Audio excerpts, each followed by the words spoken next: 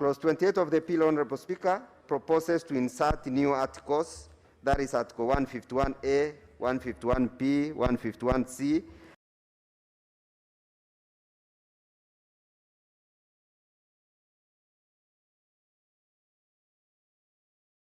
and 151D to provide for office of the Prime Minister, Deputy Prime Minister, Your Honorable Speaker, and that the Prime Minister be appointed from among the elected members of the National Assembly. Further, Honorable Speaker, National Assembly shall have an opportunity to confirm the Prime Minister nominee, Honorable Speaker. However, this provision, Honorable Speaker, there is a provision that the second nominee for the position of the Prime Minister shall assume office if the National Assembly will not confirm his candidature. Honorable Speaker, this one to me, I think I didn't find it very well, because that means once the first nominee is not confirmed, and then the second nominee is not confirmed, the President has powers to appoint the Prime Minister to assume the office of the Prime Minister without reference to the National Assembly. To this, Honorable Speaker, to me does not appear a good provision, because the role of the National Assembly has been captured under Article 95 of the Constitution of Kenya, and it could have been proper that whichever way the nominee is confirmed by Parliament. Clause 29 of the Constitution, Clause 29 of the bill, Honorable Speaker, proposes to amend Article 152 of the Constitution to provide for mixed cabinet with some members from amongst members of the National Assembly. The proposed amendment, read together with Clause 25, Honorable Speaker, seeks further to rename the office of the Cabinet Secretary to that Cabinet to rename the Cabinet Secretary as the Cabinet Minister. Honorable Speaker, this is a very important aspect of all the things that really impressed me in the bill. This particular provision is a fantastic one. Honorable Speaker, I came with a bill proposing the same. It went through the first reading in December 2019, Honorable Speaker, in this House. And due to Corona virus, Honorable Speaker, it has not proceeded. But I'm happy that when the task force or the committee came to Nyamira, I appeared before the committee and I really submitted what they have captured here. And I'm very happy. This provision will go all a long way to make sure or to ensure that the cabinet ministers are appointed and they'll be members of this House. By so doing, Honorable Speaker, this House will not only be vibrant, but the members of Parliament of the National Assembly will have an opportunity for their issues to be raised and answered on the floor of the House, Honorable Speaker. Honorable Speaker, Clause 32 and 33 seeks to amend Article 154 and 155 of the Constitution to remove requirement of vetting of the Secretary to the Cabinet, as well as the principal secretaries. Honorable Speaker, this is a matter that really needs great attention. Honorable Speaker, it's only yesterday that we were vetting the cabinet secretary, the principal secretary. And Honorable Speaker, you saw how the debate went. In my opinion, Honorable Speaker, it could be proper under Article 95 of the Constitution of Kenya that this House is given its role. And among the roles is to vet the principal secretaries as well as the secretary to the cabinet, among other officials or officers who are to occupy various offices in the government of Kenya.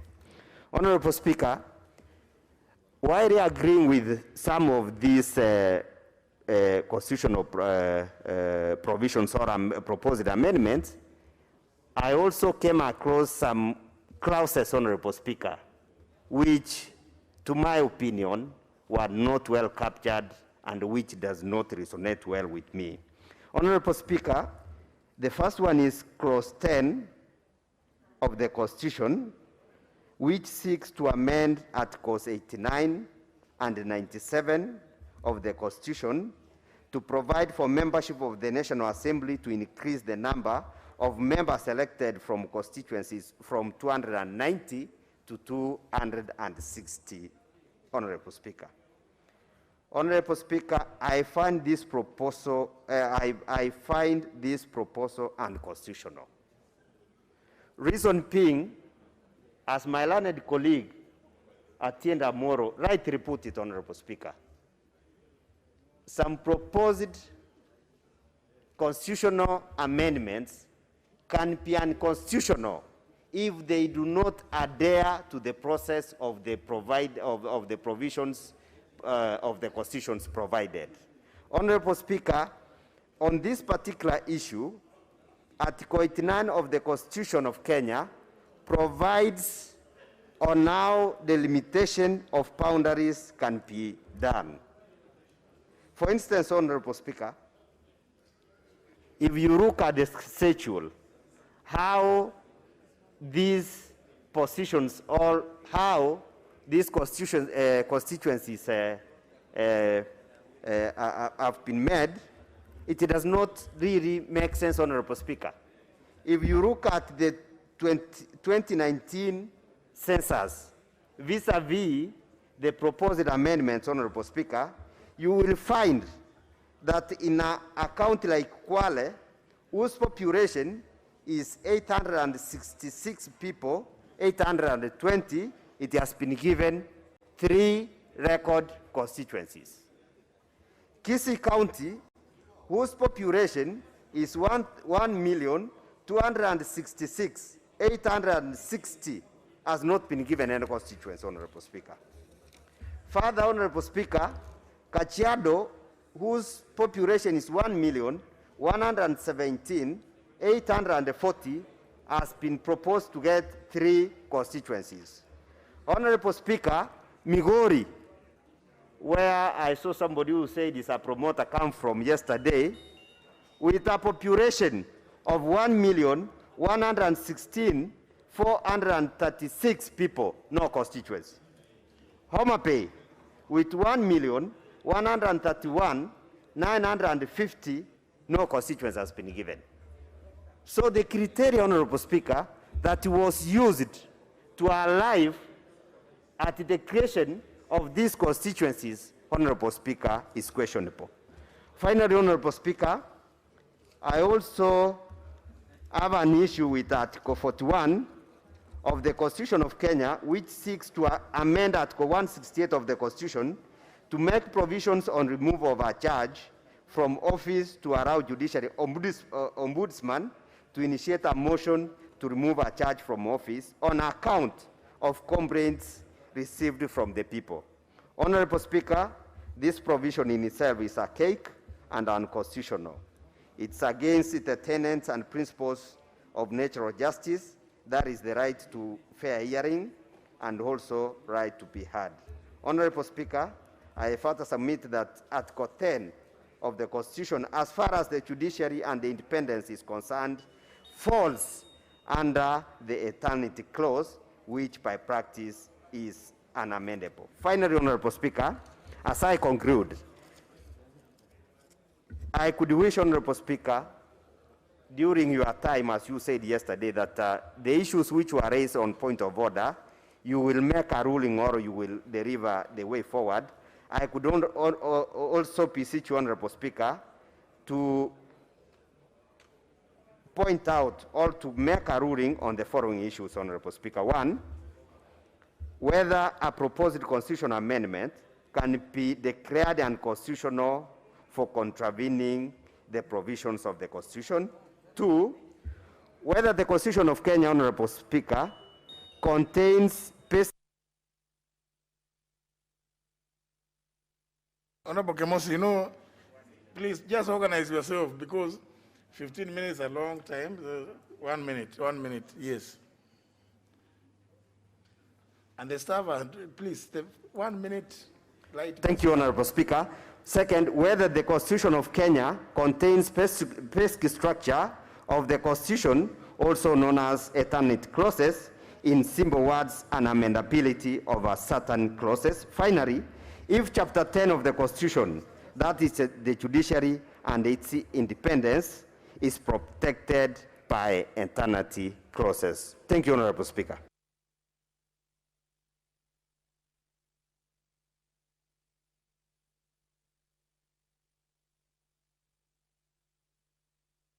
So, honour members, again, just remind you, please, so that you don't have to keep asking for 1 extra minute. When you see the yellow light, you know you have 1 minute, 60 seconds. When the red one comes, you know you have 30 seconds. Don't rush when you see the yellow, but just know you have 1 minute. The next one on the list is the Honorable Wandai.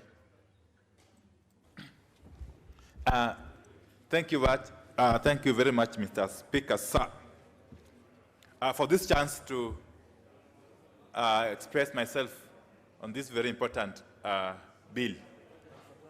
Mr. Speaker, we are indeed... Members who are placing their requests on the intervention button, please don't go to the intervention button.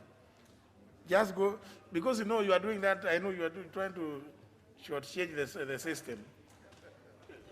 To pretend that you have you are intervening, no. Press the normal contribution button, because you have your chance to speak. Honorable Wandai, your minute is restored. Yeah, thank you, Mr. Speaker. Mr. Speaker, I wanted to say from the outset that this is indeed a historic bill. As many of us have already pointed out, this is indeed the first time as a country that we are amending the Constitution through a popular initiative.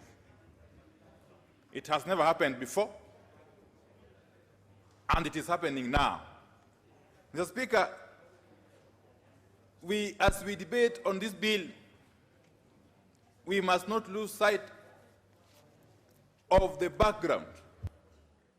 We must understand where we are coming from. Because I see from a number of submissions or speeches, people are forgetting where this country is coming from. Mr. Speaker, it was not something ordinary or something that can just be wished away. That on the 9th of March 2018, 2 persons, one of whom, of course, had rightfully been sworn in as president, and the other one whose victory, of course, he perceived or was perceived to have been subverted, willingly came together to shake hands to save the country. Mr. Speaker, that is not something to be taken lightly. It calls for utmost patriotism for such a thing to happen. And therefore, as we debate this bill, we must remember at all times where we are coming from as a country. Because I see us forgetting very easily. Mr. Speaker, I was honored to serve in the 11th Parliament. And Mr. Speaker, you will agree with me that in that Parliament, we fought throughout. We fought throughout. If it was not fighting inside here, it was fighting in the streets and elsewhere. And we were fighting, some of us, because of lack of an opportunity for dialogue. Dialogue that would have enabled us to carry out these reforms that we are now able to carry out through this process of amending the Constitution under the BBI framework. And therefore, Mr. Speaker, we must pay singular tribute to President Uhuru Kenyatta and Right Honorable Raila Amolo Odinga. We have to. We owe it to them that we are in a position to debate in a conducive atmosphere so as to be able to change the Constitution. Mr. Speaker, constitutional making or changes are never easy things. Even if you are a student of history, you will agree with me that even the acclaimed First Amendment of the US Constitution never came easy. Never came easy. By the time it was being adopted, I think in December 1791, a lot of haggling, push and pull had happened. And therefore, the kind of pushback we are seeing in this process is not unusual, really. It is to be expected. But what do we do as a country? We need to focus on the future. Mr. Speaker, you know, personally, I cut my political teeth, if I may call it so, on the trenches. And I can tell you, not in some boardroom or such like place. Mr. Speaker, I can tell you, it is not easy to get an opportunity such as the one we have currently, to be able to talk as a people, to chart the way forward for our country in the interest of the present generation and the generations to come. So as a parliament, we must seize this moment and provide the way forward for our people. Mr. Speaker, people have been talking about this document, the bill, the BBI bill. Whether it is perfect or not. Mr. Speaker, let me say this. There is no man-made thing that is ever 100% perfect. It's only God's creation which can be said to be perfect, Mr. Speaker. And therefore, this Constitution, even as we amend it today, there will always be room to amend it again and again and again and again and again. Again, the other question is, does it incorporate everybody's wishes, interests, or feelings? The answer is no. Even me personally, there are things I would have wanted to be in this bill, but they aren't there. They aren't there. And I am sure there are other members here, many of us here, who would have wanted other things to be in this bill, but they are not there. So what do? Do we throw the baby with the bathwater? We can't. That would be irresponsible of us. So it behoves all of us to look at this bill as a first step in our journey to creating a nation that is cohesive, a nation that is at peace with itself. And again, Mr. Speaker, we must appreciate the fact that even the gains, the liberties, the democratic gains that we have attained in this country have always come incrementally. They never came overnight. So we get what we take what we get and we move on, hoping that there will be another time to secure others, Mr. Speaker. Mr. Speaker, one of the most positive things that I can point out in this amendment bill, without necessarily belittling others, is the matter of the enhancement of allocation to our counties. Mr. Speaker, some of us who come from where we come do understand the problems of concentrating power and resources at the center. We understand very well. People have been saying and arguing that what makes it difficult for the current government under the current constitution to enhance the allocations to the counties beyond 15%, or say to 40%. That is an academic argument, Mr. Speaker. Why do I say so? We all know, and we are taught in elementary economics, that resources are always scarce. So when you have resources, you must prioritize. Mr. Speaker, and priorities change with circumstances. So what we are doing is that we don't want to leave this to the whims of whoever is in government to decide whether to make it 15, 20, or 30.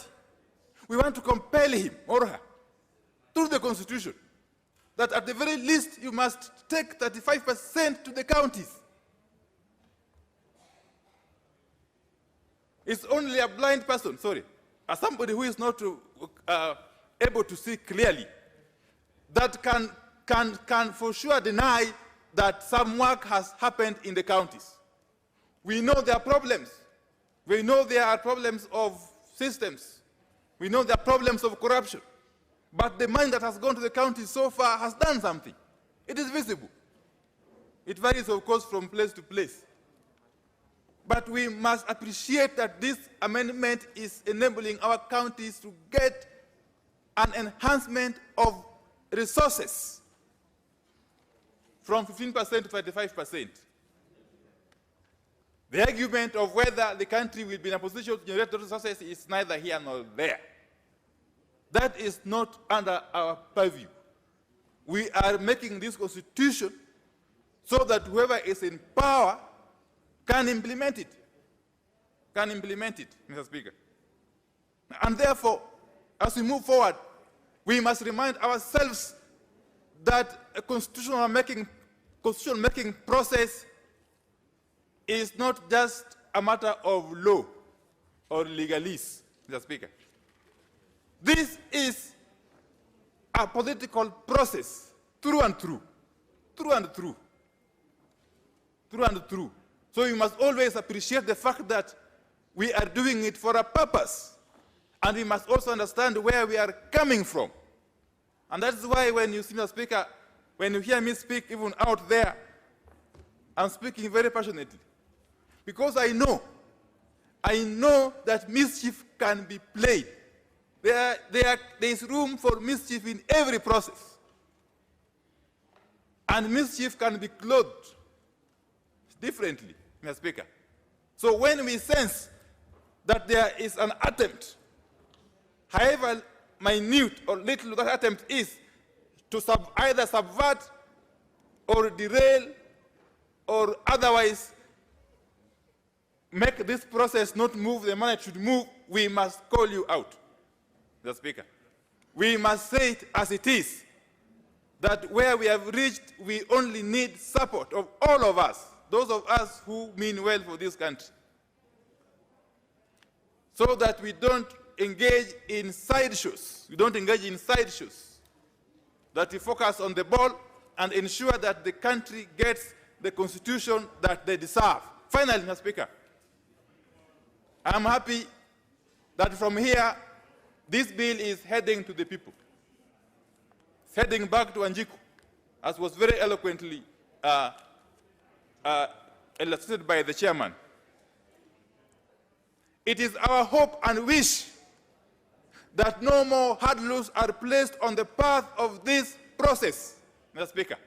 And whoever is out there who is listening to us must understand that this is not a child's play, that we shall allow you to bring in sideshows and academic arguments. We want everybody who is responsible to ensure that this process is smoothened and we head to the referendum as quickly as possible, so that Kenyans can pronounce themselves on this bill and we move forward as a country.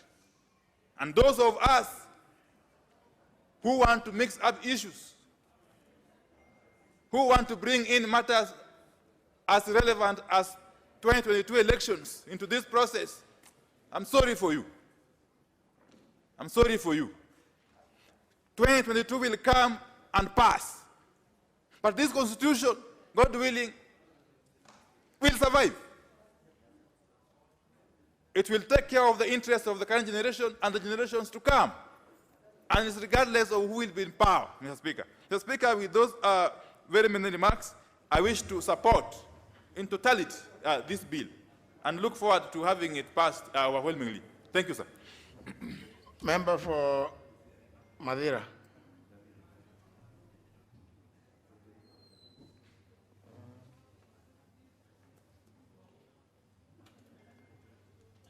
I gave you, you must have, yeah, now. Thank you, Mr. Speaker.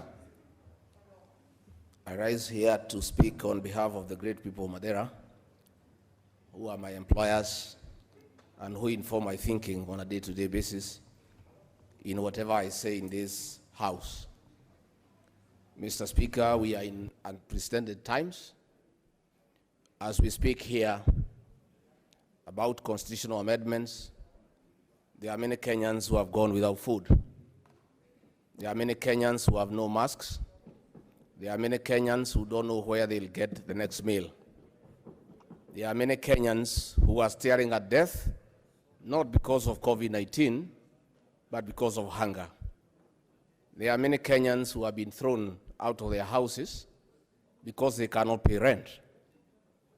And those Kenyans from my constituency are telling me that they would have wanted us to have a special sitting to discuss how they'll be fed, to discuss how they'll pay rent, to discuss about their lives and how they can stay away from death.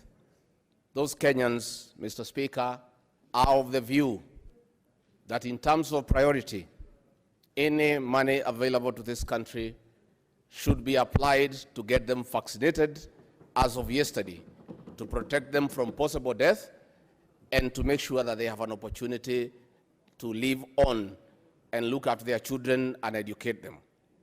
It is for that reason that they tell me, and as I subscribe to that view, that in terms of priority, we have gotten our priorities upside down. Number two, Mr. Speaker, I heard the chairman of JLAC talk very passionately about Wanjiku, about her rights, about her needs, about her powers. I think he has been too busy with this report. He has not had time to travel to the countryside. Had he gone to Murang'a, where he's come from, he would have been told that the name of that lady has been changed from Wanjiku to Wagio. Wagio, Mr. Speaker, is that lady who is overburdened, who cannot take an extra burden. She cannot be Wajiko in Meru, she is Wagio. And that Wagio doesn't want an extra burden. And the implementation of these proposed amendments will add an extra burden to Wagio. Wagio is not breathing. Her back is just about to break. She is staring at death from hunger because of the pandemic and the measures that have been put into place to make sure that people do not infect each other. Again, Mr. Speaker, I have looked at these amendments, and previously I've read the report very keenly, more than 10 times. We have been told that these amendments will address the issues of inclusivity. From what I see, what has been proposed, the offices that are being created are coming from one coalition. There before, governments were formed by coalitions when it was said we didn't have inclusivity. I don't know how these new positions coming from one side of the coalition will address inclusivity. In my thinking, probably naively, I thought that the formation of 47 county governments addressed the issue of inclusivity in totality, so that every county has funds, has its own government, and is able to deal with these unique challenges on a daily basis. Mr. Speaker, looking at the schedule that is detailing how constituencies will be delineated, I want to say from the onset, the people of Nyeri, where I come from, have no business supporting these constitutional amendments because of discrimination. They were discriminated upon because when the BBI proponents went to seek views, they did not tell them to give views about creating extra constituencies. And the formula, and the criteria. Kenny constituency, Mr. Speaker, is 52% of Nyeri County. And I have seen other counties being proposed to have some extra constituencies. Madeira, where I represent, is a very big constituency. And I'm sure if the BBI proponents did not hijack this responsibility and left it to IBC, the people of Nyeri, the people of Kieni, the people of Madeira would have had a great opportunity to appear before the IBC and put up their case using figures and statistics and get constituencies. As it is, if these amendments go through, the people of Nyeri are cooked. They are nowhere. And I must tell the proponents, they'll have a very difficult time in Nyeri. You know, coming to tell people to support something when they feel discriminated. And I talk for the people of Kieni. I have 2 farms there, in Kabaru and in Kabarnet. Although my brother and my friend, the Honorable Kanini Kega, is supporting that we go ahead and leave out the people of Nyeri, I must talk for the people of Kieni, where I'm a resident and where I have a farm, that we shall have a problem with this document. We do not want discrimination in this country.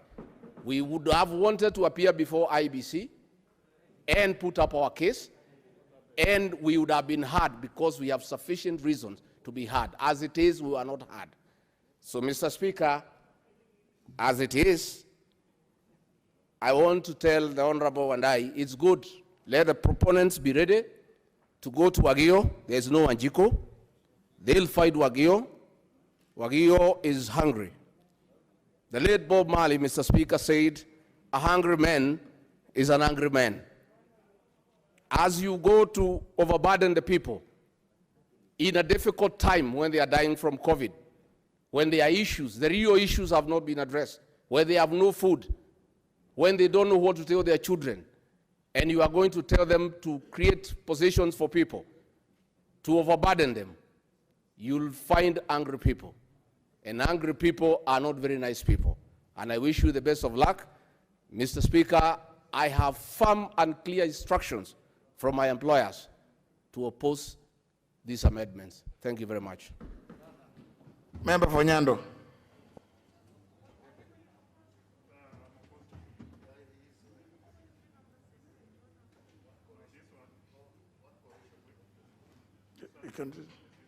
Sorry?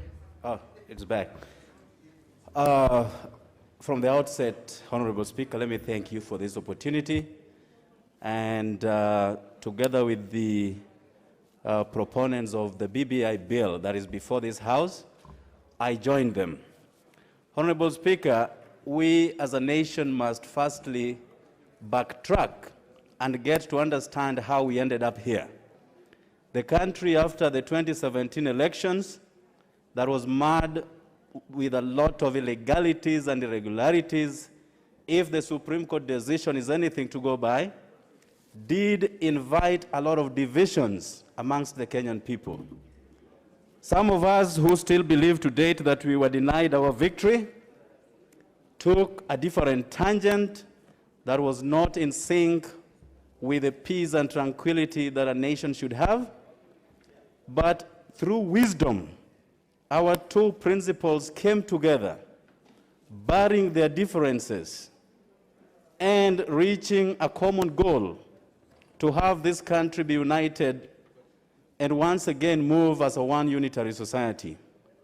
Honorable Speaker, that is what gave birth to the handshake and consequently the BBI as a document.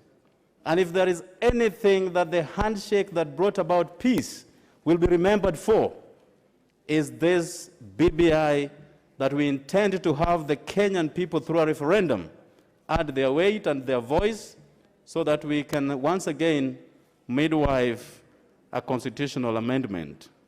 Just like 2010, we are once again in a constitutional moment.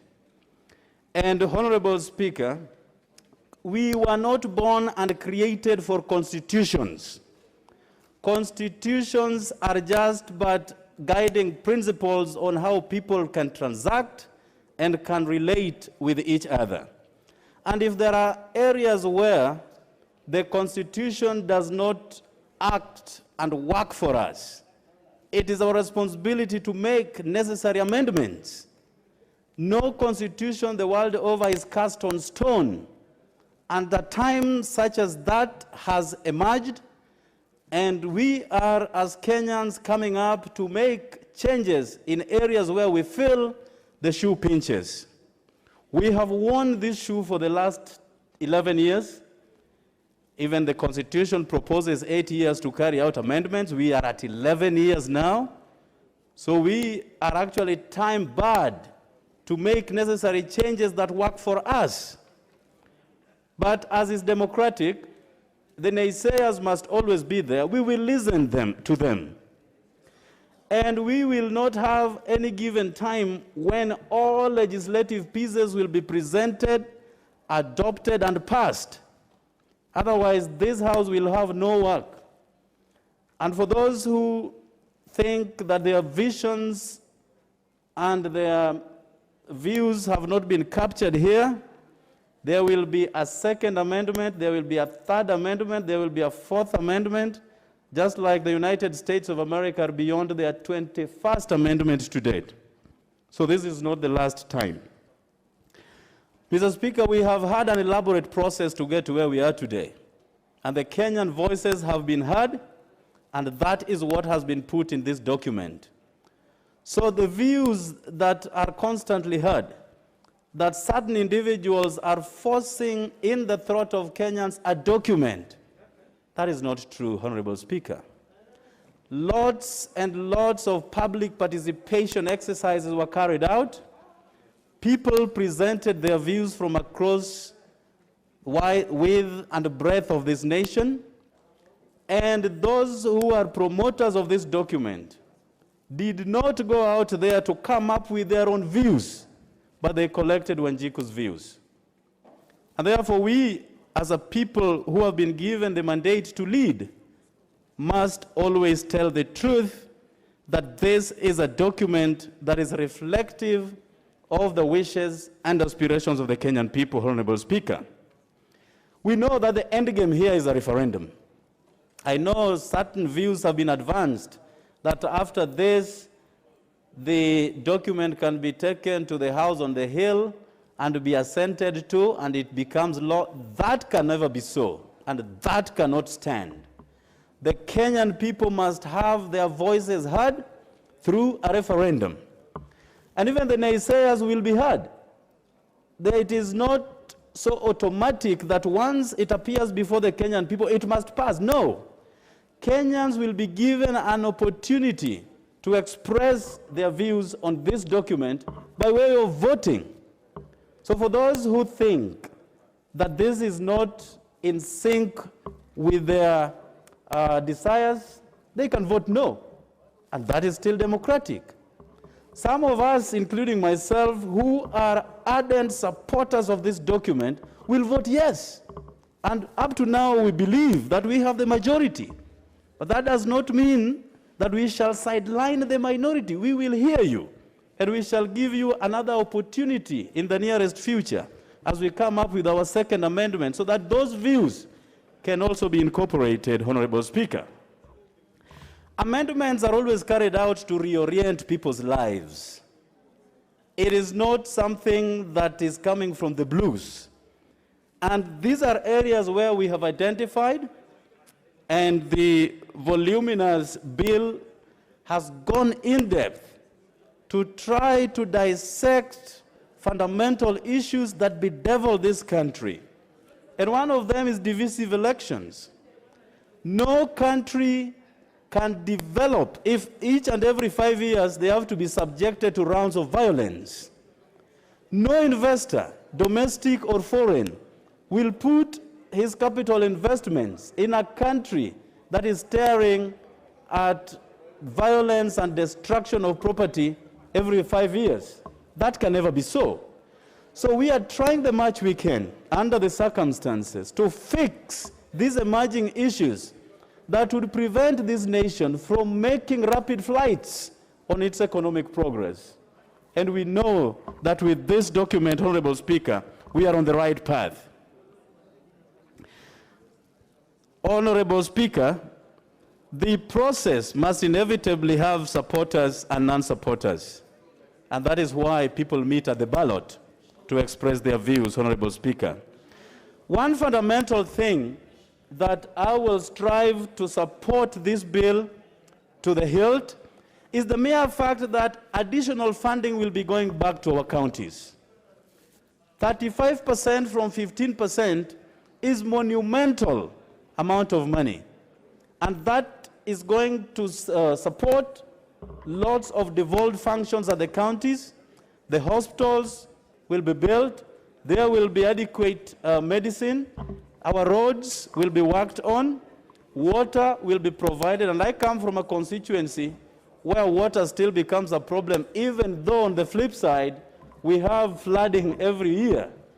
So if the county government will be getting additional funds to provide water services, then places like Nyando constituency will confine into history books this waterlessness that we eternally have up to now. And Honorable Speaker, what I would have suggested, even for the Senate, together with the Council of Governors, and all the stakeholders in the devolved functions, including the Ministry of Devolution, is that the devolved funds should take the tangent of the CDF funds, where monies can only be disbursed when they are already plugged onto projects. But giving governors and the county assemblies monies that still go there and they have to now sit down and decide which direction money goes, that is why we have pilferages, Honorable Speaker. It is very difficult to pilfer national government CDF because it is tied to projects. And that is why all over the country, wherever you go, you see nothing but CDF-funded projects. And how I wish that CDF would also be increased from 2.5% to even 5%, so that we can address the plight of our schools, the plight of our chiefs and their assistant chiefs, together with the plight of the police who carry out our security arrangements down there.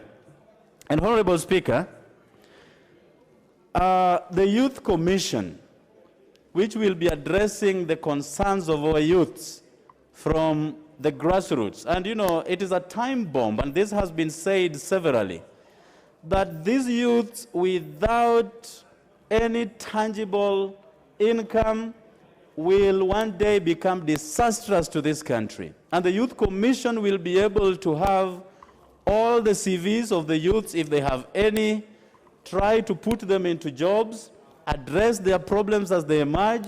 Those who want to do businesses will be given monies, so that our youths can as well be engaged. And this is the productive lot of our society that we cannot wish away.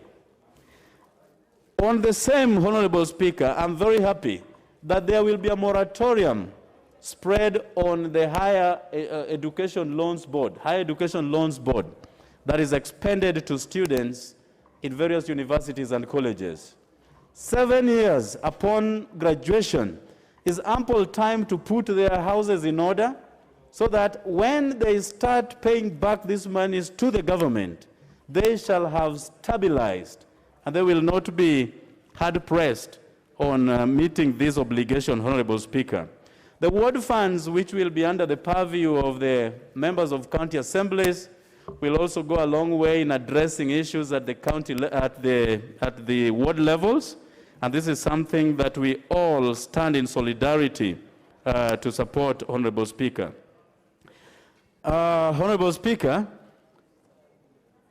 there will not be such a moment such as this.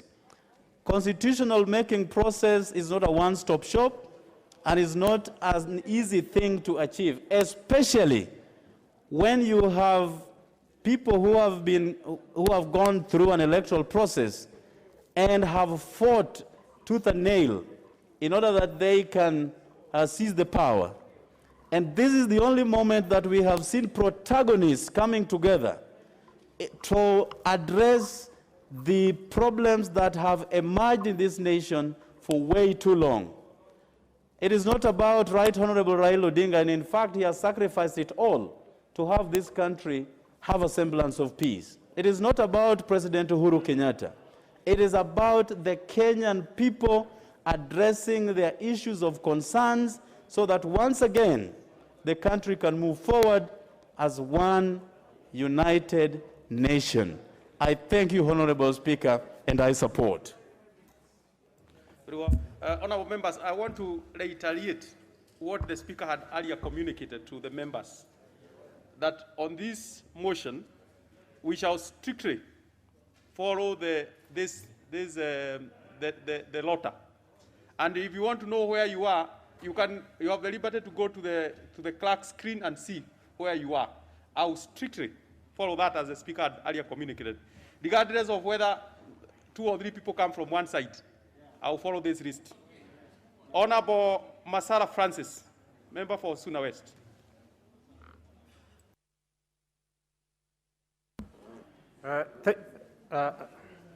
Mr. Speaker, you'll allow me with my 15 minutes to remove my mask because everybody is putting on the mask. Mr. Speaker, thank you for giving me this chance. And as well, I want to thank the people of Suna West for electing me so that I can be part and parcel of this historic moment of changing the Constitution for prosperity. Mr. Speaker, the first and ever popular initiative which has happened in Kenya is this one, Mr. Speaker. Because way back in 2017, over 16 million people voted for the 2 brothers. That is His Excellency Uhuru Kenyatta and His Excellency Raila Amolo Odinga. They delegated their powers and authorities and rights to them to speak on their behalf. Therefore, Mr. Speaker, when they decided as people who competed and, on the presidential election to sit together and agree on matters of this country, Mr. Speaker, I can say that is a big blessing. Mr. Speaker, reforming or changing constitution has never been easy anywhere.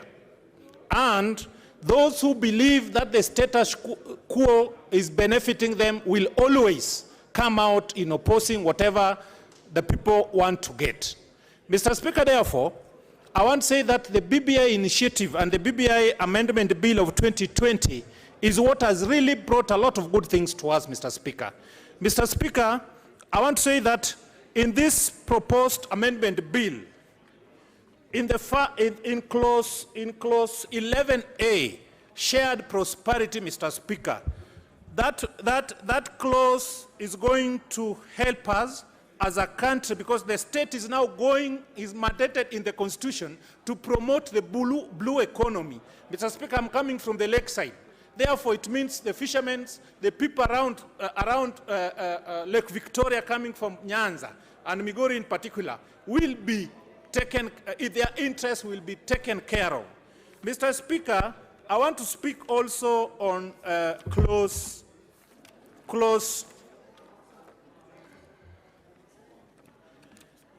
Mr. Speaker, I want to speak on clause 51. Clause 51, Mr. Speaker, clause 50. Clause 50 is going to amend the Constitution so that the percentage which was being given to the counties from 15% to 35%. Mr. Speaker, my background, I came from the local government. We were receiving small money called Latif, and that Latif really changed the areas where councillors used to work well to enhance the development of the people. Mr. Speaker, if you look at the CDF money now, the CDF money has really improved development in all areas in Kenya today. In each constituency, if you walk around, you'll see a signboard of money, a project which has been done by CDF money. And therefore, Mr. Speaker, the Constitution, if you look at clause 11, also talks about how the people messing with the public money are going to be penalized. Therefore, if the money for counties increase from 15 to 35%, Mr. Speaker, the issue of inclusivity is going to be realized. The inclusivity in the sense that each and every area, be it in Turkana, be it in Mombasa, be it in Migori, be it in Baringo, each Kenyan is going to enjoy the fruits of the cake in terms of development. Mr. Speaker, as well, I want to talk about clause 54 on Ward Development Fund. Currently, at its stands, the ward reps are at the whim of the governor. If you are not singing a good tune which the governor entertains, your area is not being allocated money. But now, moving forward, Mr. Speaker, each ward rep will receive 5% of the total amount money allocated to their counties. Therefore, it means, Mr. Speaker, that each area, each village will receive money from the national government, through county government, through ward development fund. Mr. Speaker, if you look at the same clause, which is going to amend section 207A on ward development fund. With ward development fund enshrined in the constitution, the MCAs will do their oversight role because they'll be able to pinpoint areas where the governor is not doing well without necessarily being punished for doing that. Mr. Speaker, I'll also speak to clause 51. Clause 51.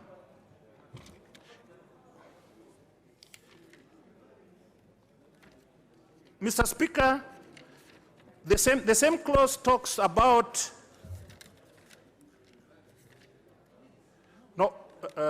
clause, sorry, Mr. Speaker, clause 63. This is where of my interest most.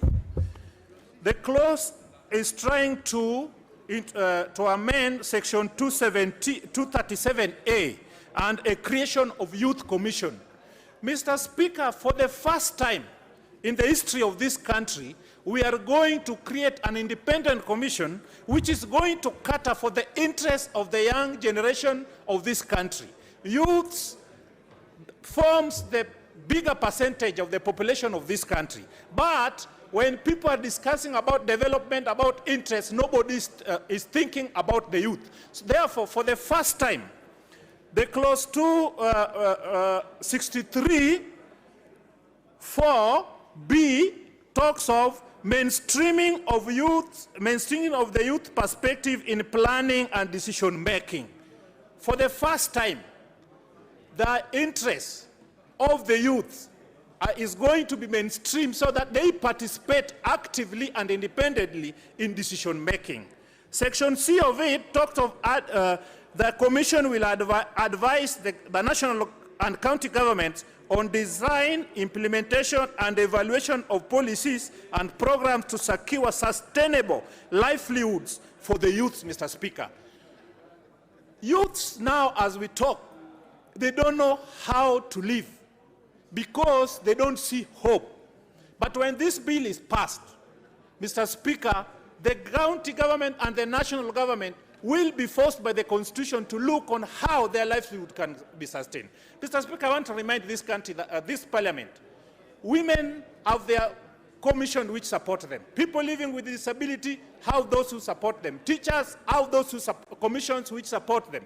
But for the first time, youths are going to be given opportunity to be part and parcel of decision making. Mr. Speaker, if you look at the composition of that commission, it is talking of 4 members must be youths. It means out of the 6, the majority will be youths. That means decision which is going to be made in this commission will favor the youth. Mr. Speaker, I support this promotion because this particular bill, because it is going to promote the preservation and dissemination of Africans' morals, traditions, and cultures among the young people. Mr. Speaker, this bit is very important for this country. As we speak in the current generation, many youths don't understand their cultures.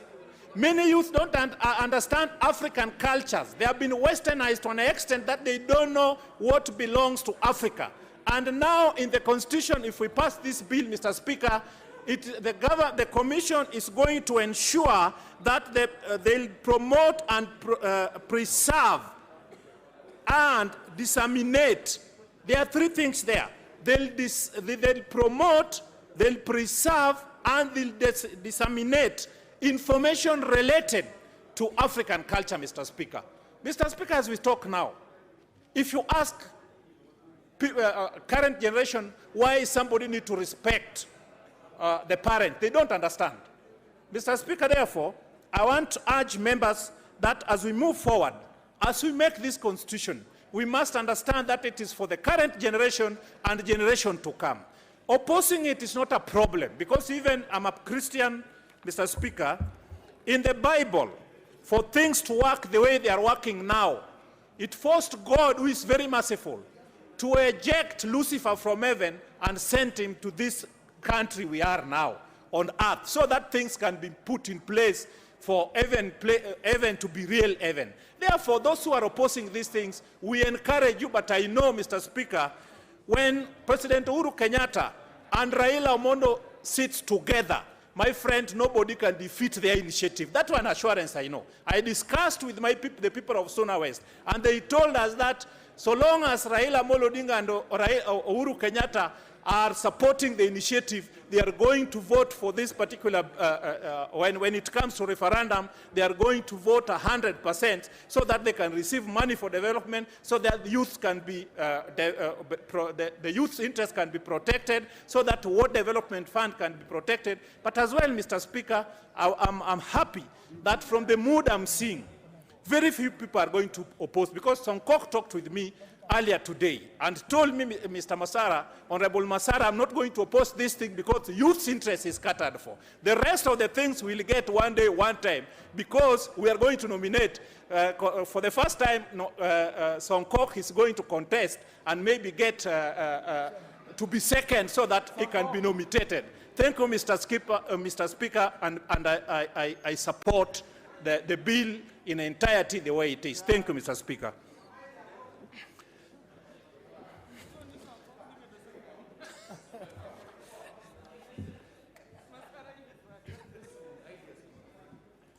What is it? What is it? What is it? Honorable Masara, you are done?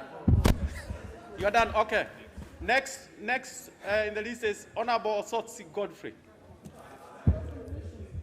Thank you, Mr. Speaker. Mr. Speaker, thank you for the opportunity to contribute to this very historic motion of amending the Constitution of Kenya for the second time, Mr. Speaker. Mr. Speaker, first I will want to start by thanking the committee, the Joint Committee of Justice and Legal Affairs of both the National Assembly and Senate for the good work. Mr. Speaker, I've had an opportunity to go through this report, and this is one of the best reports that I've ever read in this House, Mr. Speaker, because they have tried to capture every small detail on this bill. They have tried to dissect every issue that required to be dissected. And I also want to say that Parliament managed to assemble what I would call a committee of experts. Because in this joint committee, Mr. Speaker, we have around 28 members. And out of that, 18 members are lawyers of huge reputation in this country. So whatever report they have given us, Mr. Speaker, it is a report that is competent, that is a report that is very professional, and that it is a report, in my own view, I think is a report that is good for this House. And I would encourage fellow members of Parliament, please take your time, read through this report, so that the contribution we make in this House, it should be informed by this report and not what other people are writing outside there. Mr. Speaker, the second thing that I want to put across is that what we are dealing with here, Mr. Speaker, is the constitutional issues reflected in the BBI report.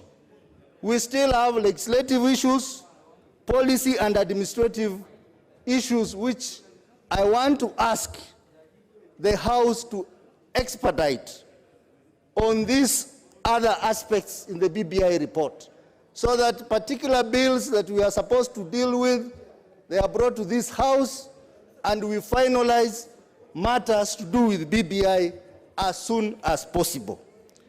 Thirdly, Mr. Speaker, you know, Mr. Speaker, I have been among the members who have been saying Parliament cannot be a bystander. Parliament cannot be a rubber stamp. But reading through this report and listening to the contribution of the mover and the seconder, I am convinced, Mr. Speaker, that there is no room to amend this bill. There is no room to amend this bill. This bill belongs to the people of Kenya. Our role under Article 257 is to pass it or reject it. And then it will go to the people of Kenya to make a decision. There has been also a concern raised by some people as to whether this bill is properly a popular initiative. Mr. Speaker, if you read through this report, it gives a very good historical background of where we started from. We started with the divisive election of 2017, where we had two leaders who got a cumulative votes of 15 million Kenyans supporting them. Then these two leaders, in their own wisdom, decided to shake hands in the handshake. And that handshake had an agreement signed, a joint communique between the two. That is where we started. So for those of us who are saying that this does not qualify to be a popular initiative, I think they are not with us in this country. Because we have two leaders who are voted for by Kenyans, 15 million votes. Those 15 million votes were people of Kenya. That is where the legitimacy of this bill is coming from. The people of Kenya. So this is a people initiative, and our role is to pass this bill to the people in a referendum, and the Kenyans will make their decision known. Another issue, Mr. Speaker, I want to raise is the issues that we have been hearing in the media. Mr. Speaker, last week we were fed with information that some county assemblies passed bills which were not authentic. Mr. Speaker, if you read this report, it is very clear that the bills that went to the county assemblies and they were passed were authentic and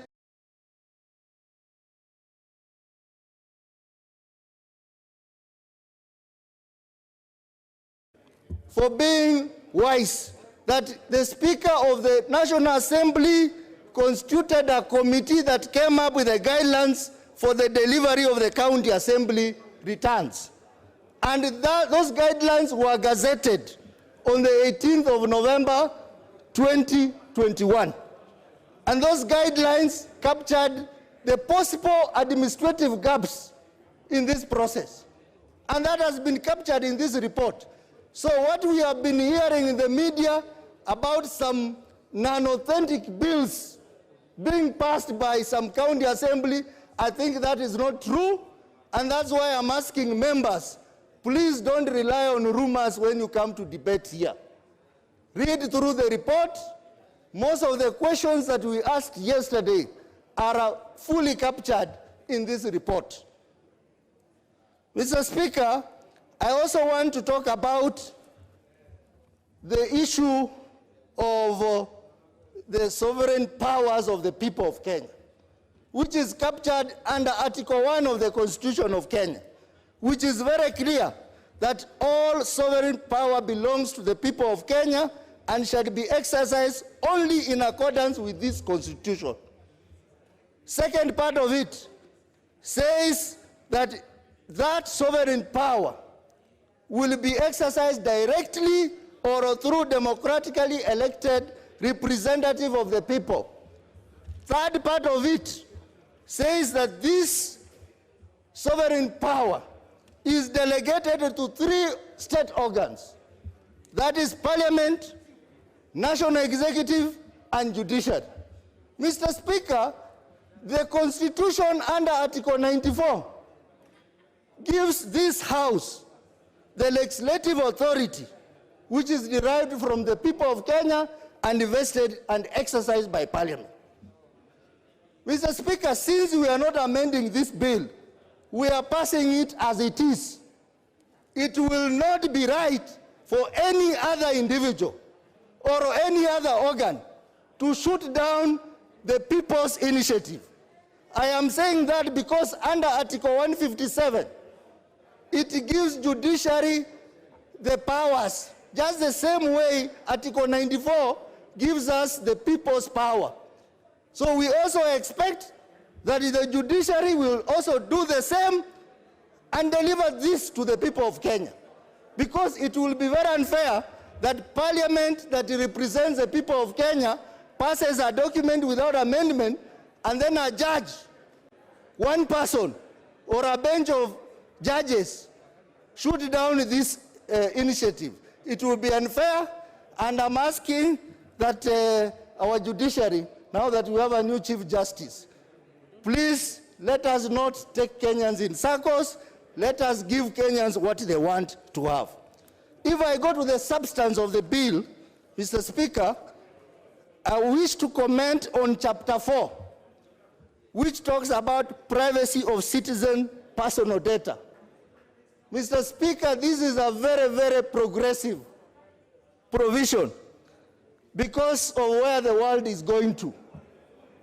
It's mandatory for countries under the United Nations to have a legal regime on matters to do with personal data, and as you are aware, the country passed data protection law, and now we have a data protection office. So this is a very progressive amendment, which I would wish that once this bill is enacted into law, this amendment should be. Let me also talk about Chapter 6, which talks about the fight against corruption. And it has recommended that corruption cases will be handled expeditiously. Mr. Speaker, we know of corruption cases that have taken even 20 years, like Goldenberg, Anglo Leasing, and others. We want to be clear that such cases should take a maximum of 2 years, and they are concluded, people are made to return money, or they are put in jail, because corruption is the biggest cancer in this country. And therefore, this provision is very progressive in the fight against corruption in this country. Mr. Speaker, when we talk about Chapter 9, which talks about the office of the Prime Minister, 2 Deputy Prime Ministers, and ministers being drawn from this House. Mr. Speaker, this is a very progressive amendment because we have all been frustrated because ministers sit outside this House. But now we are going to have a chance where a Prime Minister will sit in this House, we'll ask him questions, and we will also have ministers in this House who are going to be asked questions directly instead of waiting for months, years, for your issues to be dealt with. Mr. Speaker, I also want to talk about Chapter 11, which talks about an increase of shareable revenue from 15% to 35%. Mr. Speaker, this is again very progressive because our county systems, especially for smaller counties like where I come from, Vihiga, they are having challenges on issues of financial management. But with an increase into this amount, we are going to have counties operating almost seamlessly. And this is a very progressive amendment, Mr. Speaker. Talking about constituency, Mr. Speaker, which my colleagues have talked about here, Mr. Speaker, I managed to find out how the constituencies were being allocated. And I was told by one of the experts that they based the formula on population data. Population data to find out how many constituencies can be allocated to a county. And because there was an outcry that the Legal Commission may have given more county to some areas than others. So they were seeking to get a balance of what should have been, a shortfall of what should have been given. But how I thought that we should have used constituency data and not county data. Because we have some constituencies which are big, but they are sandwiched with smaller constituencies in a county. For example, Mr. Speaker, where I come from, Vihiga County, we have a constituency called Hamisi constituency, with a huge population, but it suffered because of low population of Vihiga County, and therefore it is not considered among the new constituencies to be considered for extra constituency. Mr. Speaker, even after this constitution is passed, IEBC can still have an opportunity maybe in 2024 to create more or rationalize the areas which have been disadvantaged like Hamisi and others. Mr. Speaker, I want to end by saying that this is a very important process, and we are asking our brothers from the Tanga side to support this process, because Honorable Rigathi has talked about this and said he rejecting, but I'm told that the Mount Kenya members of parliament who made a proposal to Ruto asked him for the position of Prime Minister. Where are you going to get that Prime Minister if you don't support this bill? Thank you, Mr. Speaker. I support. We shall now have Honorable Aisha.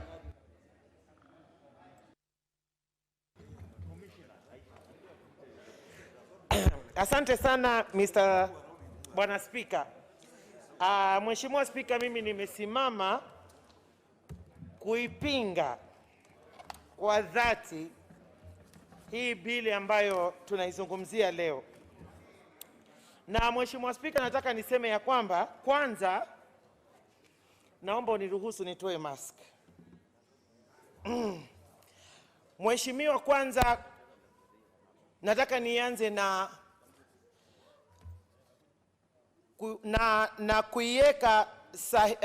kuiweka vizuri swala la mchakato mzima kutoka mwanzo wake mpaka hapa tulipofikia, Bwana Speaker, ya kwamba utaratibu wenyewe ambao ulitumika katika kufikia mahali tulipo hivi sasa kuwa na bill, ripoti zimekuwa katika hali ya kukanganyana kutoka Bomas 1, Bwana Speaker, KICC, Bwana Speaker, na Bomas 2.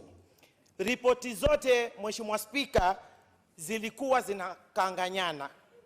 Mheshimiwa Speaker, tumesikia ya kwamba bill ambayo imepelekwa katika County Assembly, kwen mabunge ya county kwenda kuzungumziwa, Mheshimiwa Speaker, ni kwamba bill hii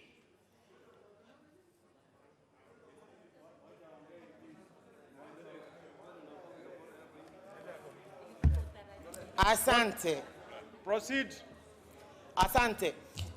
Mheshimiwa Speaker, bill ambayo ilipelekwa katika mabunge yetu ya county, tulipata kujua ya kwamba bill ile ambayo IEBC chairman alitoa, alipata kopi moja ikakuwa gazetted, lakini ile ambazo zimepelekwa kwa County Assembly kuzungumziwa zilitoka kwa Secretariat ya BBI, Mheshimiwa Speaker, ambayo zilipofika kwa chairman ambaye ni Chebukati, Mheshimiwa Speaker, hazikuwa bills ambazo zimekuwa gazetted.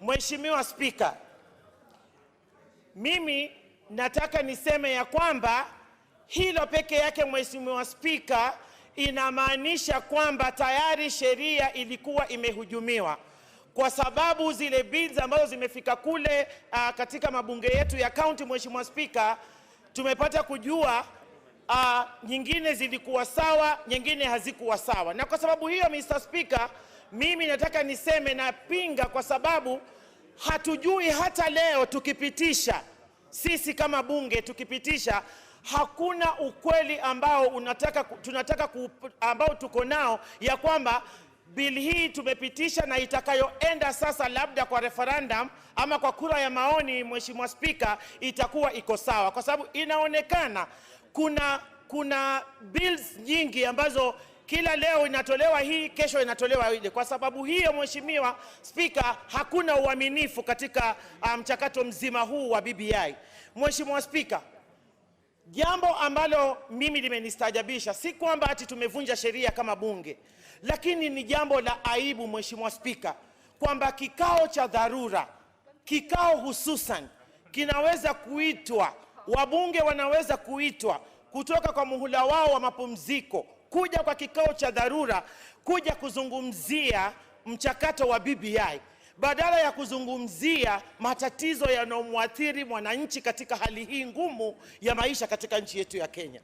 Mheshimiwa Spika, tungekuwa leo tunazungumzia angalau ripoti ya kutoka kwa Wizara ya Afya na mchakato mzima ambao serikali yetu kupitia Mheshimiwa Uhuru Kenyatta imeweka kumhusu mwananchi, Mheshimiwa Spika. Lakini leo tunazungumzia order on Aisha. What is out of order on Abui Robert?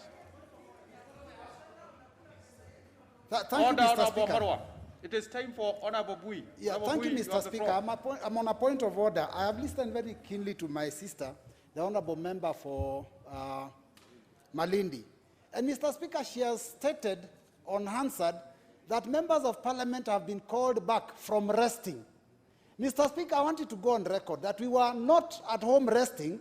We were actually stopped from being in Parliament because of the COVID-19. So we've come actually here to come and deal with issues of BBI, not because we've come from resting, but because we are closed. We would have actually been in Parliament. So, Mr. Speaker, is she in order? Is she in order to say that we are coming from home, we are supposed to be resting? Order, Honorable Bui.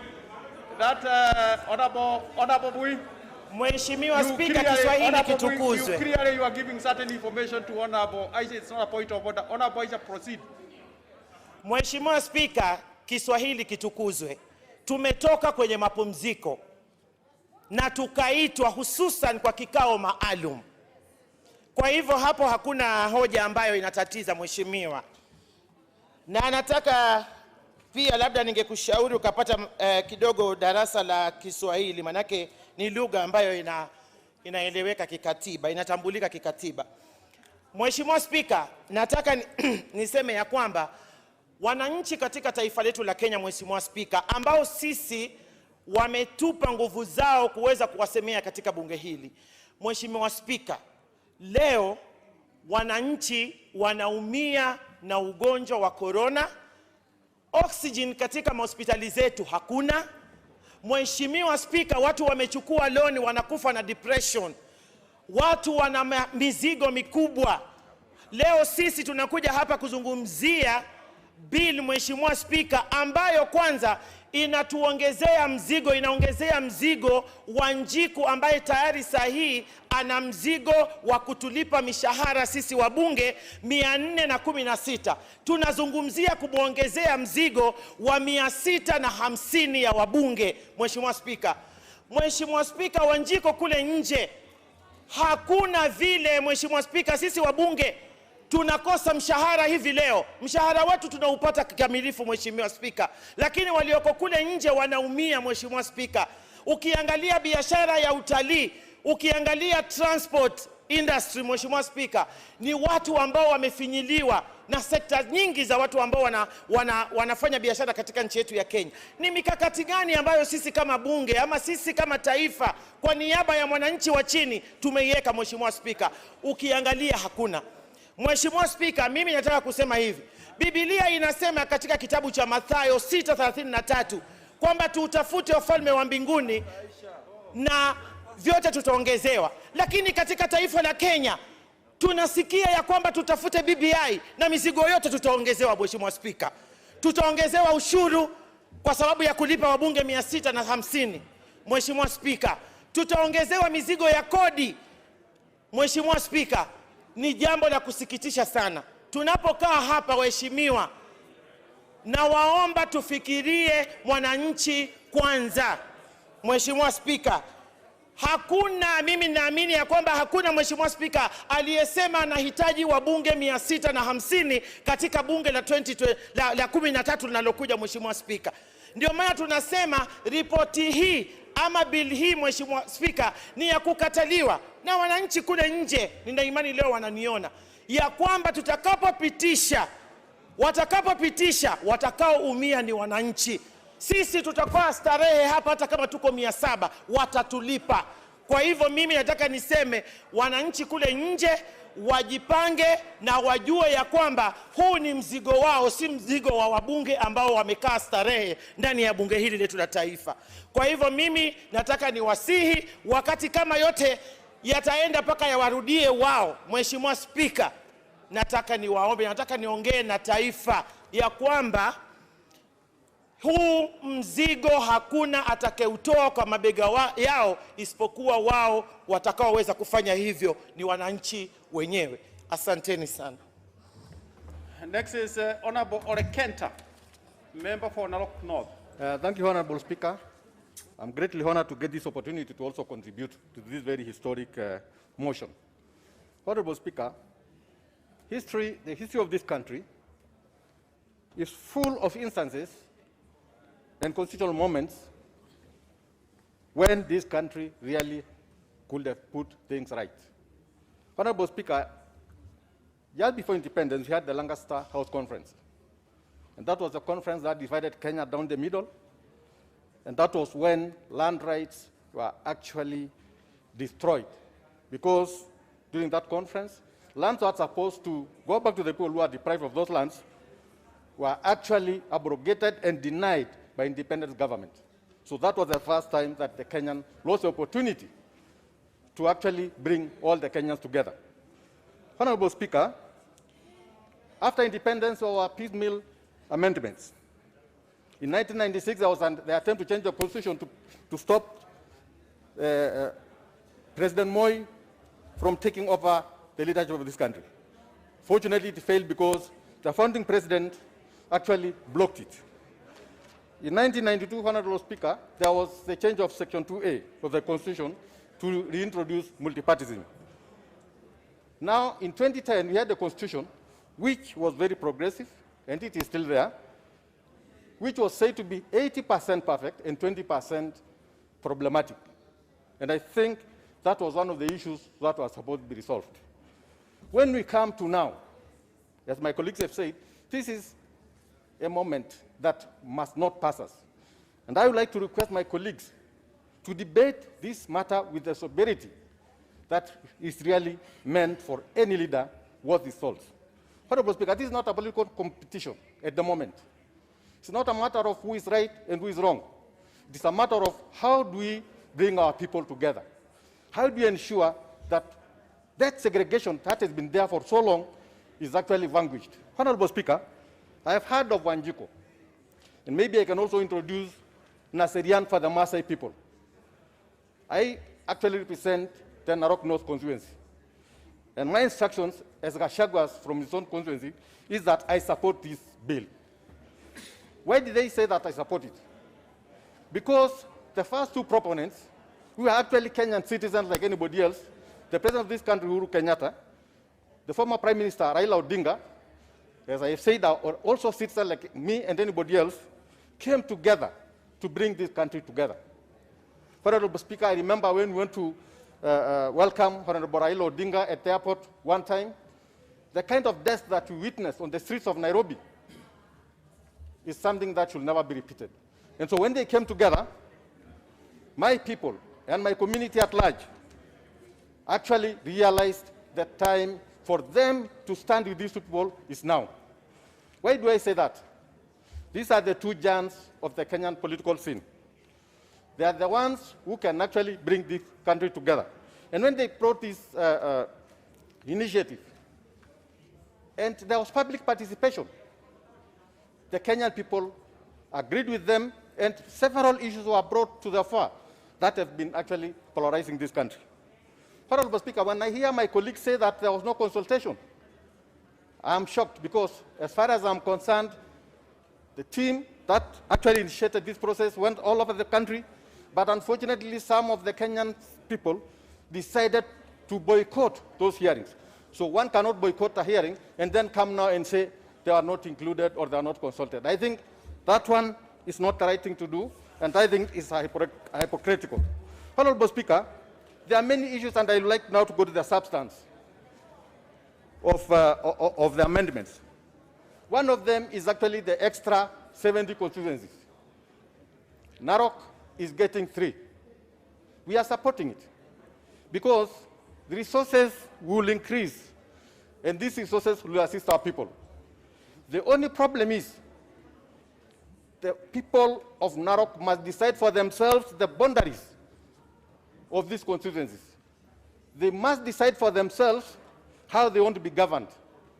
Because we have seen a tendency these days that people from elsewhere come and carve for themselves areas to contest at the expense of the local people. And I think the most important thing is that the local people's interest must be taken care of. So if anybody believes that they are a majority at a particular place, they can disenfranchise the people of Narok or anywhere else. I believe then that we are not fostering peace. We are actually trying to create a situation whereby there will be bad blood and eventually the flare-up of clashes, which we have stopped since 2007. So I'd just like to maybe caution that even when you create these constituencies, let it be for the people, for the ordinary and the local people, not necessarily for other people. Because when you look at these constituencies, Narok, for example, has 3. Some counties have 6. Yet the same counties with 6 want to come and take part of those. For example, if you have 3 in Narok, you want to take 1 or 2, then where are the local people left? If you go to Kajiado, there are 3. The local people are denied those 3. How do you do it? You go to Eldoret to do the same thing. Then how do you foster peace as far as that one is concerned? So I support, but it must be an initiative of the local people. Honorable Speaker, we have seen that now there is an opportunity for the marginalized people, the disabled,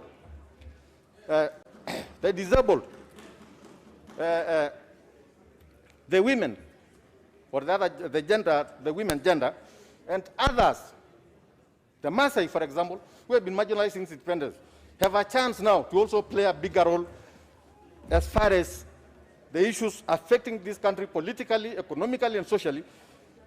They now have a chance to actually also participate. So I believe if we can actually ensure, when it comes to employment, that each community, as long as somebody is qualified, gets an opportunity to serve the country, then I think there will be no reason for any misunderstanding. Because let us be honest. There is something that destroys a country. The moment there is an opportunity of employment, and it's the same names that appear in every employment opportunity, then I think it creates a situation whereby some people feel, or some communities feel, that they've been left out. Because you must realize we are equal as far as this is concerned. So when you talk about cohesion, it's important that from now on, we ensure that this constitution protects it equally. Because let us also look at it this way. We can make constitutions, and if there is no goodwill on the part of the leadership to ensure that what they do is constitutional, then of course it will be meaningless. Because what is important is the applicability, is the implementation of those things to affect and to benefit all Kenyans, not necessarily a particular section. Honorable Speaker, we have talked about peace. We have talked about peace. And peace can only be there if there is justice, if there is fair play. Like, for example, in the last election, there was a clear manifestation of rigging, whereby people were deciding, we want to elect so-and-so, and somebody else there manipulates the computer and makes his own appointment, as far as this is concerned. So what happens in such situations? So we must ensure that the electoral process is fair, it is just, and the choice of the people is respected, not the choice of political pundits. When it comes to the issue of leadership, Honorable Speaker, we have said severally here and elsewhere that we have lost leadership as far as the cabinet is concerned. Why am I saying that? The ordinary person cannot access a cabinet secretary, because this one is a stranger. It is somebody who has come from nowhere. He has no link and he has no connection with the people of Kenya. So when we bring the cabinet back to the people's elected representatives, then I think we are going somewhere, because these are the people who are actually elected. These are the people who are respected. These are the people who are trusted by the Kenyan people. So I think the issue of bringing the cabinet back to Parliament is one of the things that has been the view and has been the wish of most of the Kenyan people. In fact, when you look at also the Prime Minister's position, and I think even those people who are opposing this thing should think twice, because they might be getting an opportunity to survive. Because when you look at the leader of opposition, that person is going to be number 3 in Parliament. So I believe, because there will be, of course, winners and losers, I believe it's important that we embrace it so that those who lose will be able at least to survive as leader of opposition. In any case, when you talk about the Prime Minister, you talk about 2 deputy Prime Ministers, we are not actually burdening the Kenyan people. We are actually lessening the burden, because it will be a concentrated government, whereby you'll be a parliamentarian and at the same time a minister. So you are not going to have a cabinet secretary outside and then you have an MP in Parliament. So I think it's actually a reduction of the cost. And it will also expand the opportunities for many Kenyans. Because if, for example, the president is from Central or from Rift Valley or from elsewhere, then of course the people of the coast will get the opportunity to either have a prime minister or a deputy prime minister or something like that. So you will realize that there is a bigger pool to tap from. And this one will actually bring satisfaction to the people. Honorable Speaker, there is the issue of counties. We always say that we have brought services, or we have taken services closer to the people. I know with good management, the kind of resources we are now taking back to the counties will ensure that the resources in this country actually reach the electorate down there. The wards are actually the axis of development. It's a political axis of any county, and MCAs have actually been delegated to the periphery by governors. So when we give them a certain amount of money, 35% ward allocation, then of course now they'll be able to do something. When we take 35% of the resources to the counties, then definitely that one will also create a wider development scope, and I think it's going to be of benefit to the people of Kenya. We have also talked about the issue of petitions, and I think when you expand the time for the petitions against the president being heard within 30 days, then of course it will ensure that there is adequate preparation for the resolution of this matter. And actually there will be no unnecessary tension, there will be no unnecessary delay in determining these matters, and it's actually going to make Kenya a bit peaceful as such. There is also the issue of petitions from parliamentarian such. In fact, when you drag, for example, an elected member of parliament through the processes from the High Court to the Court of Appeal to the Supreme Court, you are destroying that person financially and even politically. So I think the fact that we are going to have this matter finalized at the Court of Appeal really means that it will save a lot of resources and time to determine these matters. Honorable Speaker, in closing, I would like to just say that my colleagues who are with us, those who are not siding with us, must come to the realization that these constitutional amendments are of benefit to this country. They are not politically motivated, and we should actually stand and say, as the Kenyan Parliament, this is what our people want, not this is what our masters want. Thank you, Honorable Speaker.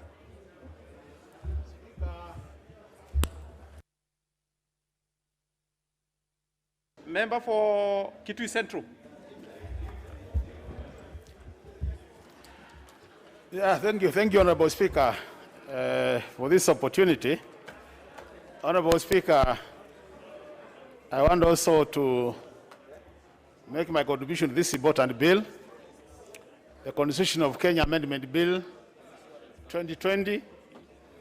And as part of my opening remarks, Honorable Speaker, I want to start by thanking the committee, the joint committee, which looked at this bill and did a very detailed report.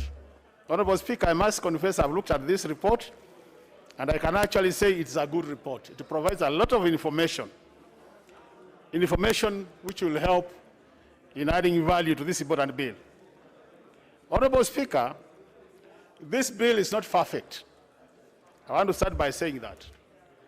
It has some very progressive proposals, but at the same time, Honorable Speaker, I think there are areas which, to me, as a member of Parliament for Kitui Central, and as somebody coming from Kitui County, I would say I'm not happy with. So as I make my contribution, Honorable Speaker, I'll be able to point out areas which I think I'm not happy with. I want to start, Honorable Speaker, with Clause 3 of this bill. Clause 3 of this bill, Honorable Speaker, talks about economy and shared prosperity. Honorable Speaker, if you look at the history of this country and try to analyze why some Kenyans say they don't belong to this country, is because of what I would call inequitable distribution of national resources. And to me, Honorable Speaker, this is one of the things which have meant a number of Kenyans feel like being marginalized. When you look at Clause 3, the issue of economy and shared prosperity, Honorable Speaker, to me, this is very progressive. Honorable Speaker, I want to state in this House that the county where I come from, Kitui County, we have been having a Class B road, which has remained untarmacked since independence. It is only this year, Honorable Speaker, now that this road has been done. And Honorable Speaker, I must say, really appreciate His Excellency Uhuru Kenyatta for seeing the need to tarmac this road, because his government has supported tarmacking of this road. So, Honorable Speaker, and I see this clause talking about shared prosperity. To me, it makes a lot of sense. And this is very attractive to me and the people I lead, Honorable Speaker. Because, Honorable Speaker, if you look at Part C of that clause, it talks about sustainable sources of livelihood. It says the state shall promote sustainable sources of livelihood, including agriculture, pastoralism, and the blue economy. And the D of it says the state will promote, or shall, meaning it's mandatory, promote an economic system that supports small and micro enterprises. Honorable Speaker, our county is very rich with mineral resources, Honorable Speaker, and they are not exploited. So to me, when I look at this clause, the clause is saying the state shall make sure that these resources are exploited for the benefit of our people.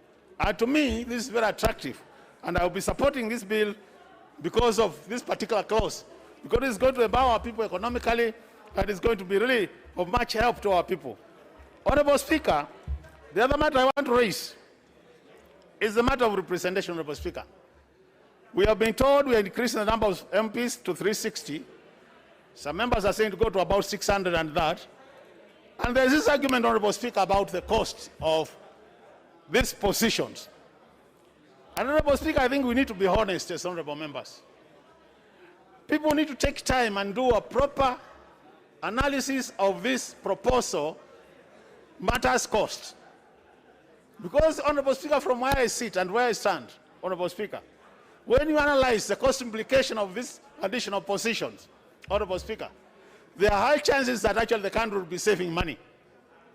And this can be proved through analysis of data, Honorable Speaker. Because we are saying we are now bringing ministers to this House and assistant ministers to this House, Honorable Speaker, and the truth of the matter is this will be members of Parliament. So they will only get additional allowance possibly when they become ministers. And we'll be doing away with the 22 CSs who are earning full salary, Honorable Speaker. We'll be doing away with 42 chief administrative secretaries who are earning salaries.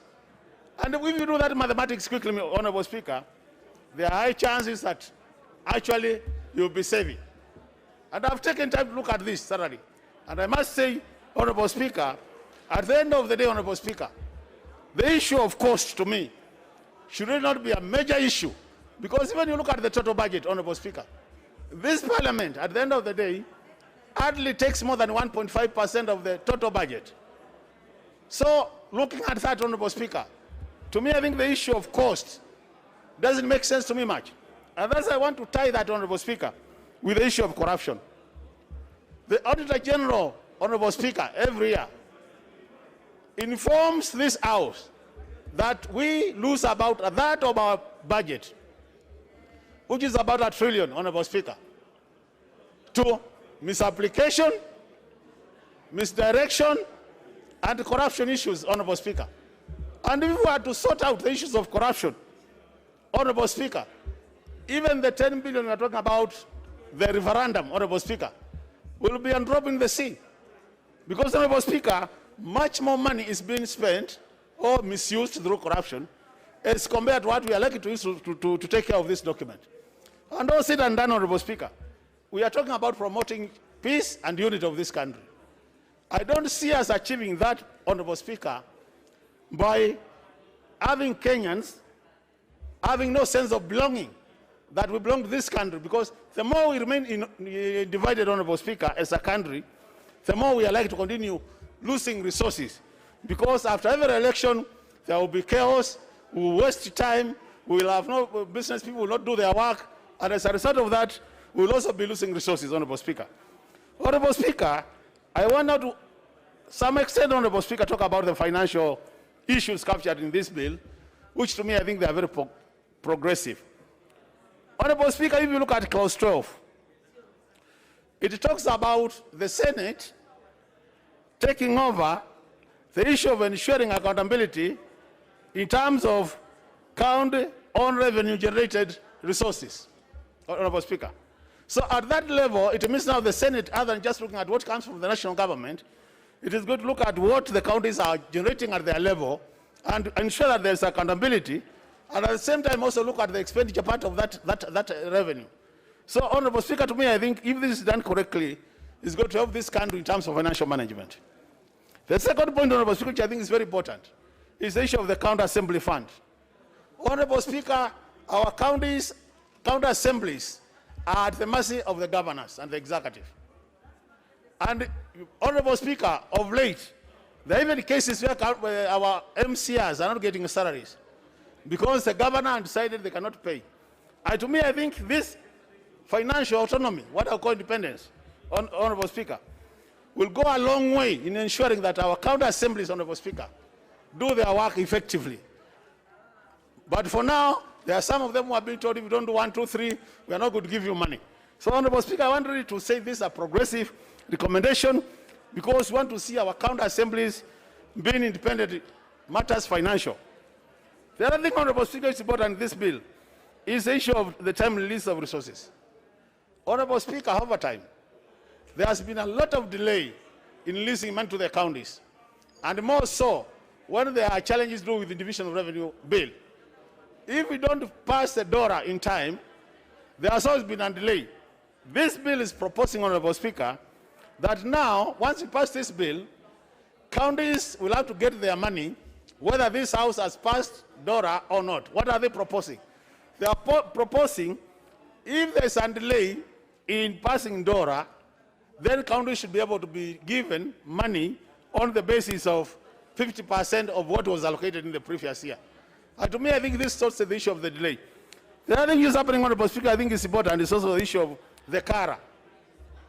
They are saying where the county revenue allocation bill is late, Honorable Speaker, they are saying then the counties will also be able to access 50% based on what they approved the previous year.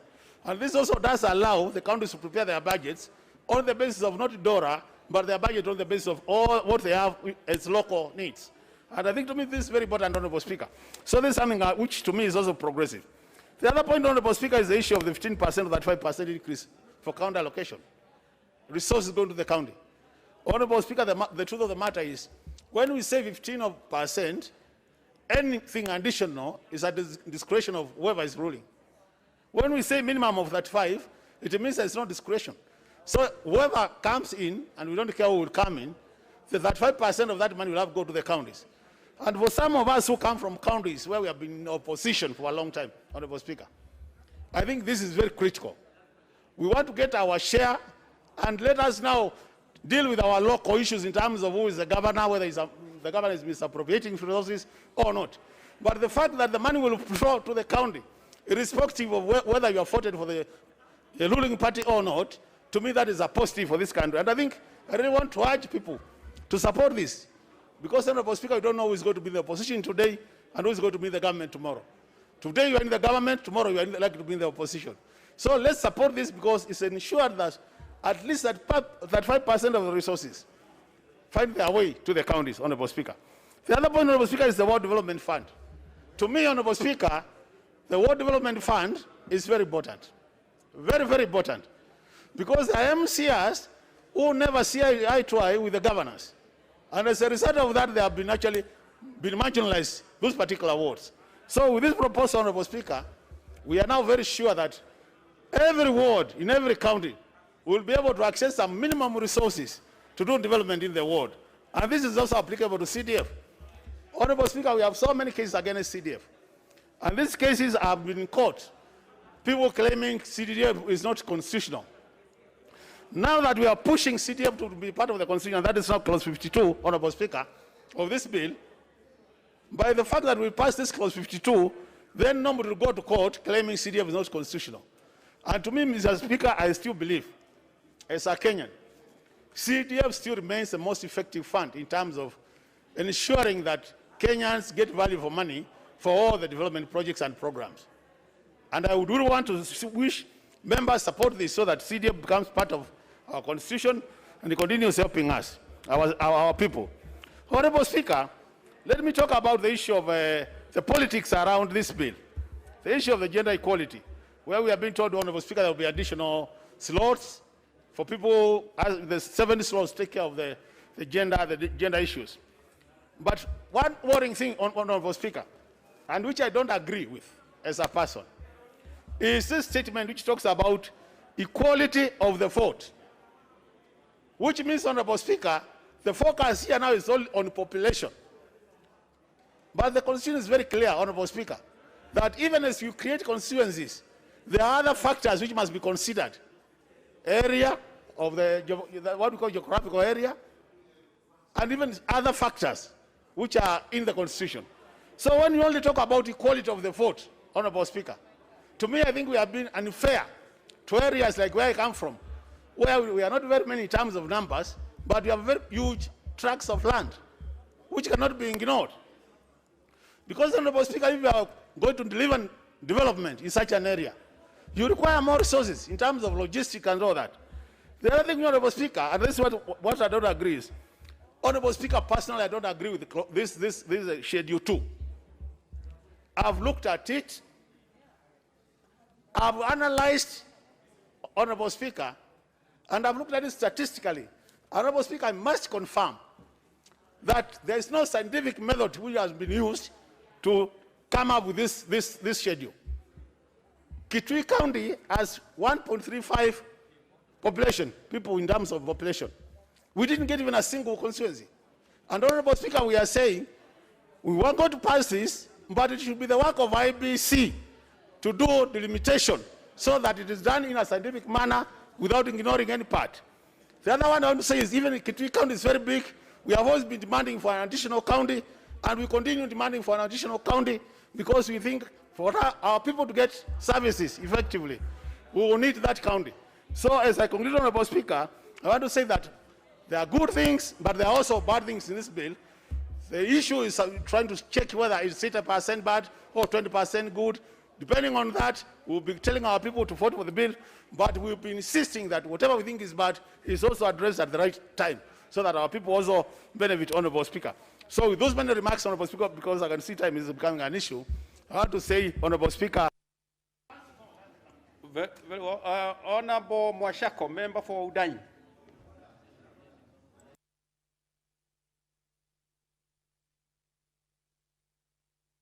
What is out of order, Honorable Washiri?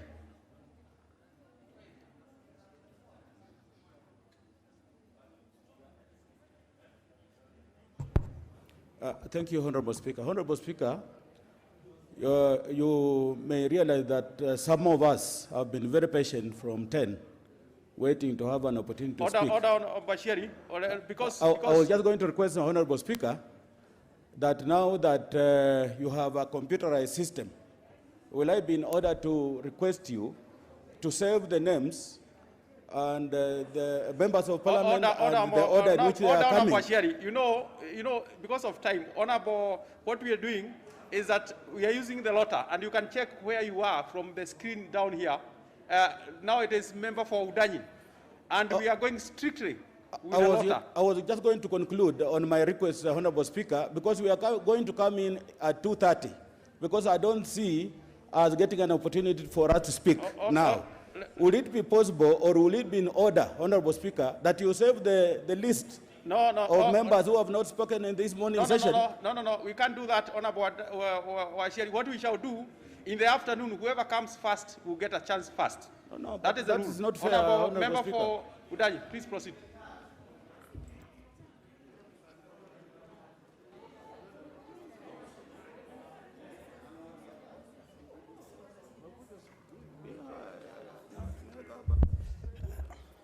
Thank you, Mr. Speaker, for giving me this chance and to have an opportunity to contribute to this so important bill, Constitution Amendment, Constitution of Kenya Amendment Bill 2020. Mr. Speaker, it is true what my friend is saying that some of us have been sitting here quite long, but I think it is important that every member gets an opportunity to speak. Mr. Speaker, I want to start by correcting some information that is not correct. Number one, the members here who are insisting that the second schedule is not scientific. Some are saying it is not constitutional and all that. But Mr. Speaker, there's something members who have spoken in the morning are not telling us. They are giving us the number of people in their counties without telling us how many constituencies they have at the moment. Mr. Speaker, there are counties that have population, for instance, Kitui has been mentioned, over 1.3 million, with 8 constituencies. And you come to county like Kwale that has 850,000 people with only 4 constituencies. And therefore, it may appear that some counties are getting more constituencies, and yet already they have so little, and therefore the additional constituencies they do deserve. Mr. Speaker, I stand to support this bill for 2 very critical reasons. One is about, it proposes on clause 63 to amend Article 237 of the current constitution to include a youth commission. Mr. Speaker, in this country, we have a very big population of young people who, and I'll tell you, Mr. Speaker, if nothing is done for this youth, then we are sitting on a serious time bomb. We have youth who are so disenfranchised, youth who have gone to school and yet they cannot secure employment.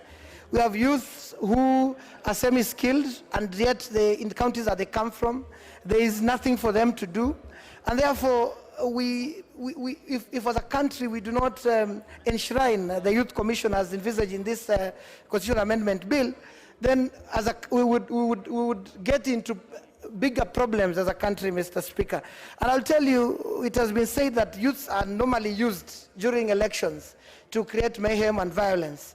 And this is, one reason is that they are idle, and as a country we've not given enough, the economy is not giving enough jobs, both skilled and unskilled, for our ever-growing youth population. And therefore, Mr. Speaker, we have no choice but to pass this bill so that we have our young people getting a commission that will be able to address their issues. Second, Mr. Speaker, is about the constituencies.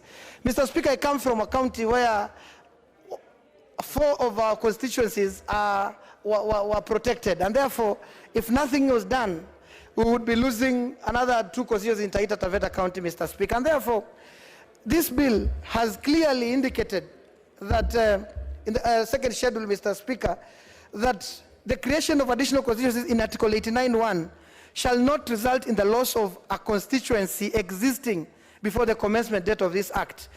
And it even emphasizes further by saying, for greater certainty, any protected constituency in the counties of Tana River, Lamu, Taita Taveta, Marsabit, Isiolo, Nyandarua, Nyeri, Samburu, Elgeyo Marakwet, Baringo, Vihiga, and Busia shall not have their protected status impaired by the delimitation of additional constituencies mentioned in this schedule.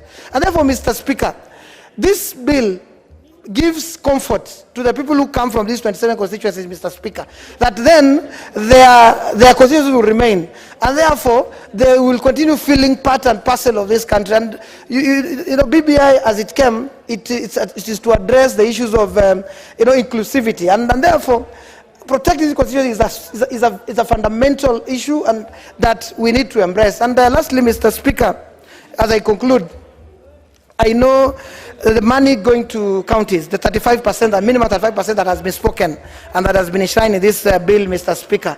The truth be said, that some counties in these countries have felt alienated from the center, and therefore any additional resource to counties, Mr. Speaker, is a blessing, and therefore we must embrace this constitutional amendment, because then the issues of shared prosperity, as the country grows, we know that 35% is a minimum, it will continue to grow, and therefore each and every part of this country will feel the growth and the prosperity of our nation. I thank you, Mr. Speaker.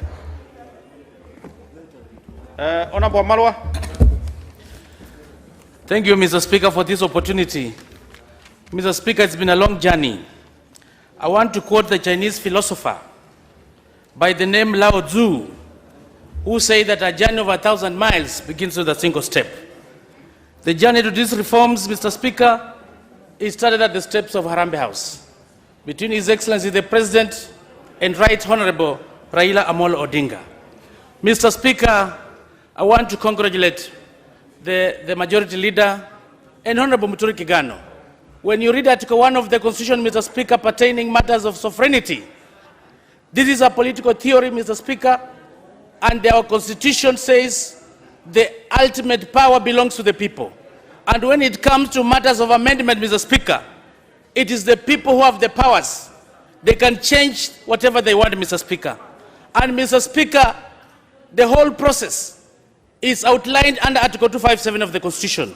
Mr. Speaker, it goes without saying that much that Parliament, we are here, but we have no powers to amend. Mr. Speaker, this popular initiative, it started with the 4 million signatures, Mr. Speaker.